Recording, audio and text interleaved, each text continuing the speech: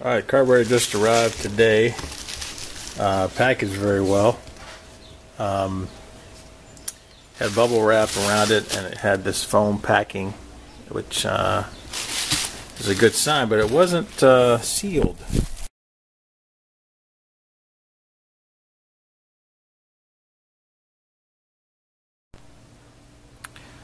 Alright, I got a 4-barrel Holley 1850 that came in this afternoon, and I knew it was coming, so I already made some modifications. I did put a 1-inch phenolic spacer on the intake manifold. I just with the Edelbrock had a 1/2 inch. Really big issues with heat soak when I was looking at issues with Edelbrocks. They were talking about fuel bowls and or ethanol fuel boiling over and different things. So, but anyway, the choke's not hooked up yet. This is obviously a manual choke carburetor. I still want a manual choke, and then my lines are just kind of I haven't really adjusted any lengths yet and different things. I don't like this PCB routing, you know,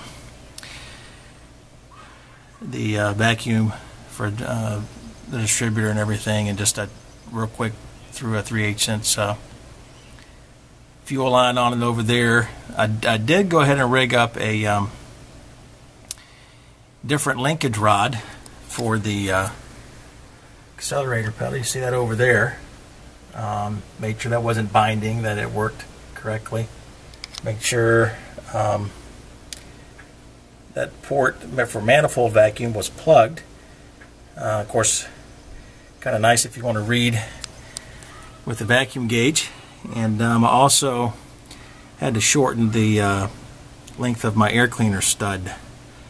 So we're going to go ahead and fire it up. We're going to readjust the fuel pressure. I'm pretty sure I was right at 4. I'm going to bump this up to about 5.5 or 6 and see how she likes it. So hopefully this thing will start and run. Well, sorry I couldn't have the camera on when I fired it up. It just filled the fuel bowl and fired right off, but got a little bit of a leak here, as you can see, dripping, so I'm going to fix that. Then we'll keep going and get this thing adjusted as far as its idle and idle speed. That hard line kept leaking on me, so I just installed a temporary line right there. I need to get a 90-degree to go back most probably and come over or remount my regulator. I don't know. I want to take a look at it and figure out what I'm going to do. I did bump it up a little bit. We're closer to 6. This thing fired right up and idles well out of the box. There's really not any smell of raw fuel back there either. So I'm going to put the cleaner on, let it get warmed up, operating temperature, then we'll make some adjustments to it. While we're waiting for it to get warmed up, it's only about 160 so far. You can see I put another linkage rod on here for the accelerator. Linkage at the back of the intake, and I just rigged up this hose for right now. I did have to shorten my air cleaner stud, but we'll get this thing to where she's right, see where we're at on vacuum.